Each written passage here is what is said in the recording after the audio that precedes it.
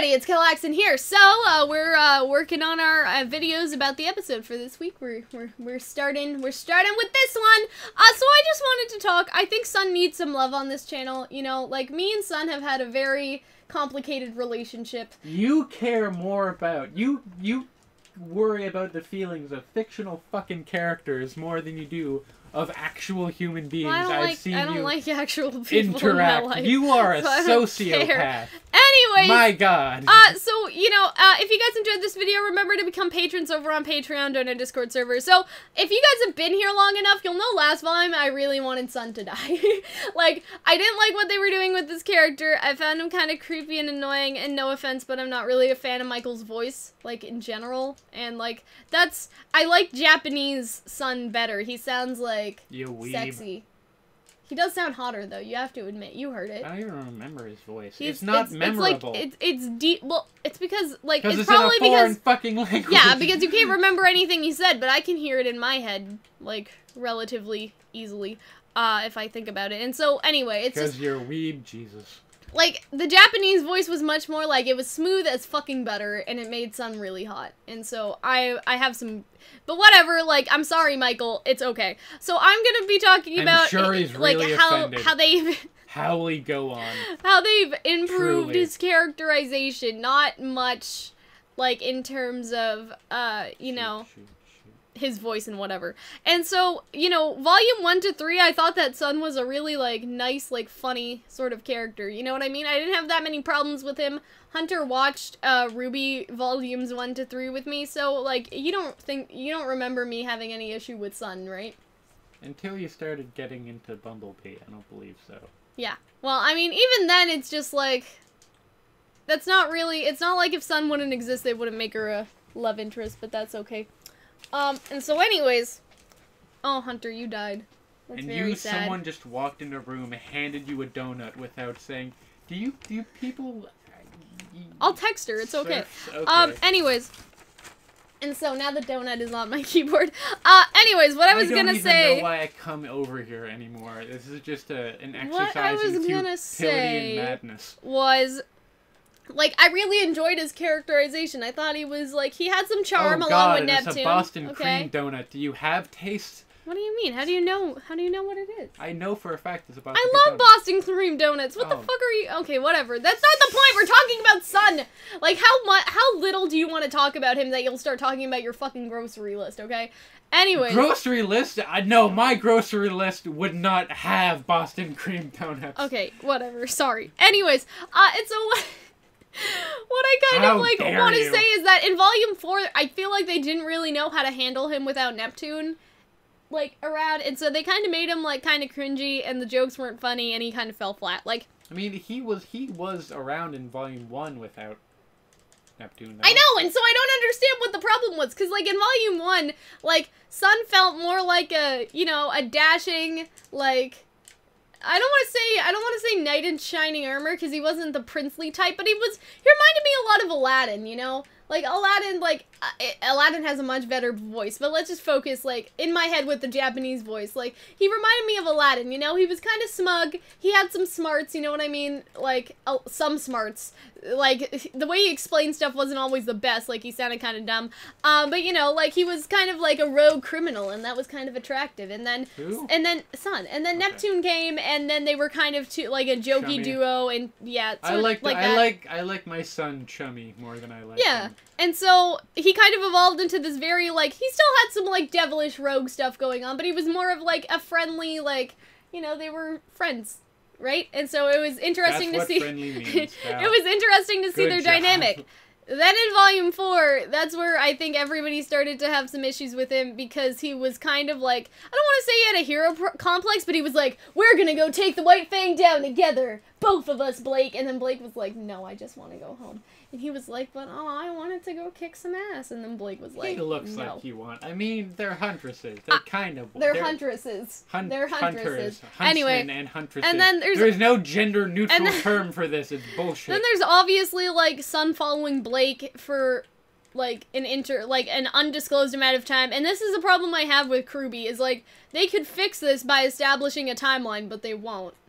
You know what I mean? Like, they could fix, like, people disliking Sun because they think that, like, he, like, followed her for 4 months or something by saying, no, like, Blake's story takes place, like, right after the fall of Beacon, and then meanwhile the other stories take place at different times, and they could establish that, but they don't want to, because they're like, who needs a timeline? And that's not me exaggerating. I just don't think people are as neurotic as you are about the timeline. There's, like, believe me, because I wasn't the one who said this, but there's, like... I think you hang out with too many neurotic people. There's, like, a direct quote somewhere where they said that they don't want to establish a timeline. Okay. Like, just casually in the panels, they're like, yeah, we want to leave it up to you guys. But then if you leave it up to people, they're gonna fit what best fits their ideals, and so if people already hate Sun, they're gonna make up whatever timeline they feel like if you leave it up to them and make him out to be a total creeper.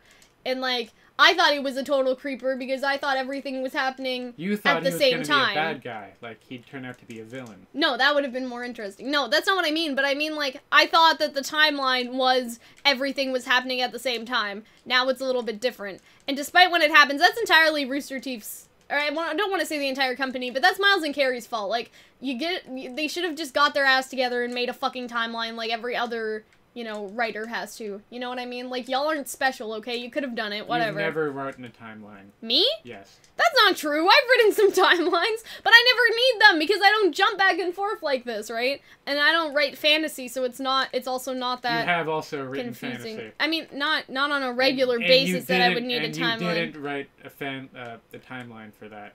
I know I didn't. And then after what happened with Miles and Carrie, I realized I needed one. Remember? That's why I stopped working on that. Anyways, and so I feel like that's entirely, like, their fault. And I feel like how they portrayed Sun was also... Again, it seemed a little out of character for him, and I feel like they just messed up with him. And, like, Hunter was kind of getting on me in my analysis video for treating Sun like a real person, or whatever. But, like, I feel like it's not his fault. I just feel like there's an empathy gap. I don't give a shit if you treat it's the fictional writers characters fucking like him real. up. Like, it's not, I feel like it's not really up to him, you know, like, it's not... not... Because he's not a person! I know, but he's I'm saying it's not in character for him, that they're messing up his already established character. And so, like, if he had his own free will, I don't think he would act as cringy. You know what I mean? I think that is all within his character. I think it's within it, but I think it's a little bit out sometimes. Like, with some of the stuff that happened in Volume 4, I was like, I don't know if he'd do that.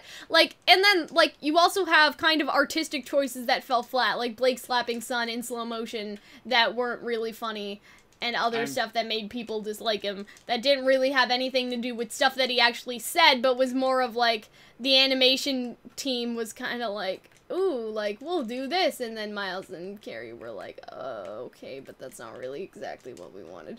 But, you know, it happens, right? I realize I hate overanalyzing things. Okay, I'm glad. But anyway, now in Volume 5, I feel like he's improved as a character. Like, I feel like they finally figured out what to do with him, and they kind of took the fans' criticism to heart, because now he seems like he still has that kind of, like, Sun personality that we all know and love, you know, like hanging from trees, like trying to convince people to join the revolution, you know. But he's also not a fucking idiot, I guess. Like, he's not that bad anymore. Like, the most recent, like, thing that I was like, that's borderline weird, is that, like, when he asked, like, so, was Adam your, like, work partner? But I feel like that wasn't supposed to be, oh, haha, Sun doesn't know anything. It was more like, it was supposed to be uncomfortable for everyone involved, and so that made sense to me. Like, there's nothing that he's done so far where I'm like, oh, I remember why I hate you. It's more like, okay, you seem to be back to the way that you originally were when I first watched the show, and I appreciate that. Also, I feel like there's also some gray area, because that was all just one big, like, exposition scene. Yeah, but I'm also talking about every other time we've seen him, like, when he was talking with Gira, and they were also, like, kind of on the same page with things, and that he was giving Gira motivation, and he was like, you got this. Like, I really enjoyed the delivery of that, like, one line. Like, the only thing that I found was kind of weird was that he yelled at his surprise attack with Ilya before actually attacking. Listen, he's a fuck-up. It's just, I like and he didn't use his clones, and I was just like, are you sure? Like, you know what I mean? Maybe he didn't want to, like, kill him for sure. I don't know. Because like, he kind of knew that I feel like that is within his character, but at the same time, like, with how Ilya even got away, like, she, like, Spider-Man'd away on nothing, I feel it was just like, oh, but we need her to escape, so Sun can't, you know, take out his clones and everything. Like, he just has to chill.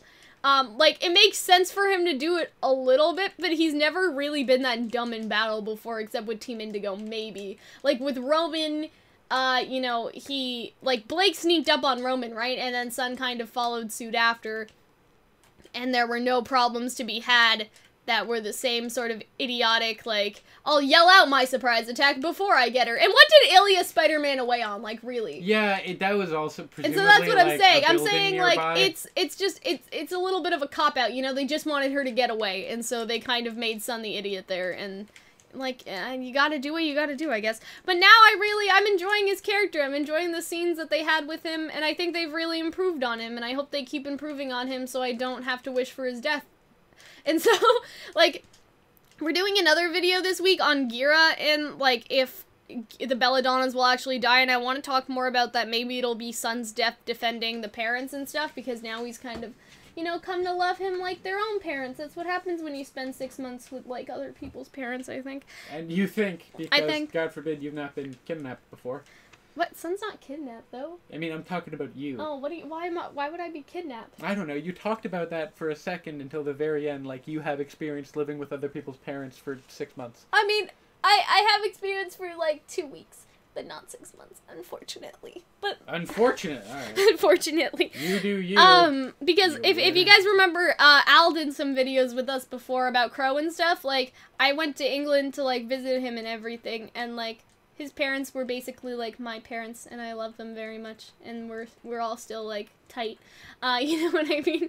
I don't know if you can be, I don't know if using, like, kids slang, like, referring to other people's parents is a good idea, but, like, that's kind of what I mean. So I kind of understand where Sun's coming from, and so I want to kind of discuss... Tight.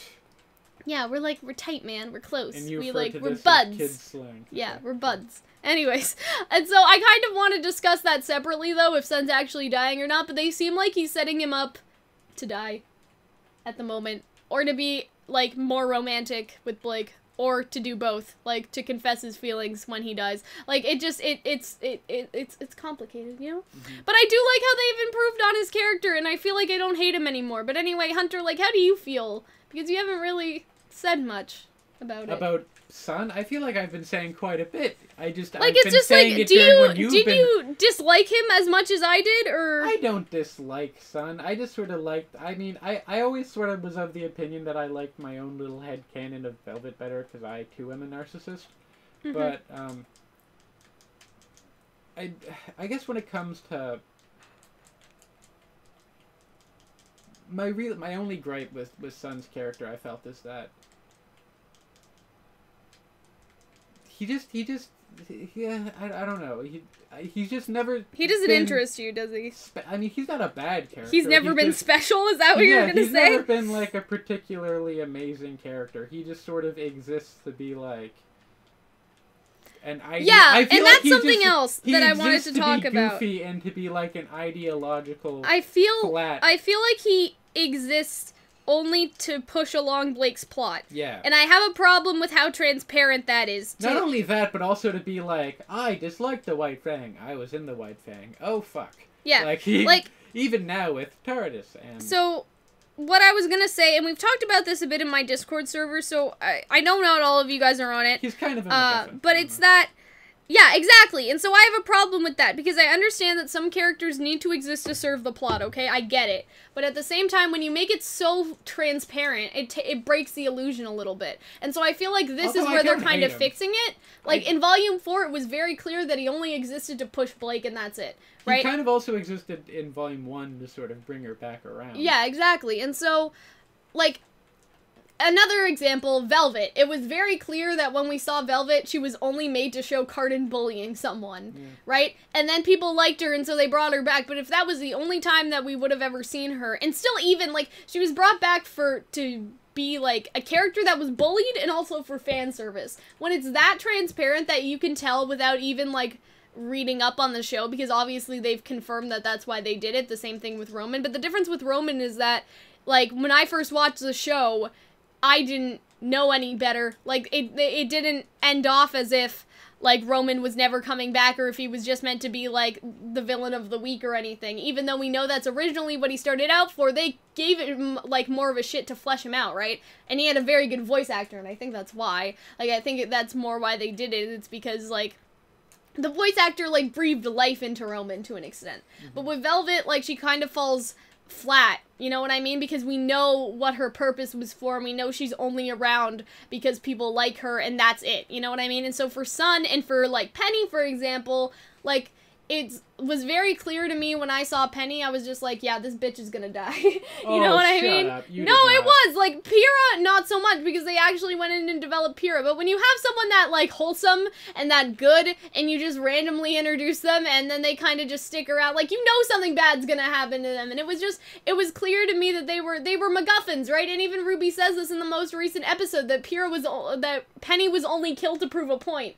That's literally it. She was only, like, created and made to prove a point, right? They even admitted it, like, basically in the show what they did. And so when it's that transparent, it bothers me. And so if Sun is now, like, dead, right, say that he actually dies, and again, I want to talk about that separately, but it'll be completely transparent that he was only there to push Blake along and give her character development, and I hate that. Because, for example, like, the artist and the writers on the show have said, like, I wanted to make it so it feels like these characters, like, that you know what they've been going through for the past 17 years of their life, something along that lines. I think it was even Jeff with the music, he kind of said that he wanted to be able to give people a feel of what they had experienced before the show started. But with Sun, it doesn't feel like he was made before the show started 17 years ago. Does that make sense? It feels like he just fell out of the sky, you know what I mean? I mean, I think he literally almost did. Yeah. But, because, like, again, with Jeff, he says, you know, I wanted to give, like, the characters, like, to show that they were, like, basically, like, you know, what they've gone through for the past 17 years before the show started. But for Sun and for Velvet, and to an extent for Penny, there was no before the show started for them. They were made specifically for the show. Like, they didn't physically exist in Remnant before the writers needed them to do something. That's what I mean. And I know Hunter kind of, like, gets at me for treating them like real people, but you have to, like, it's just, it becomes shallow when you sort of, like, it breaks the magic. I get at you for treating them as more real people than real people. But you understand what I mean, right? Like, Sun doesn't feel like he's existed for 17 years of his life. Like, Sun doesn't feel like he is a 17-year-old person. Like, they just haven't delved into him that much. Yeah.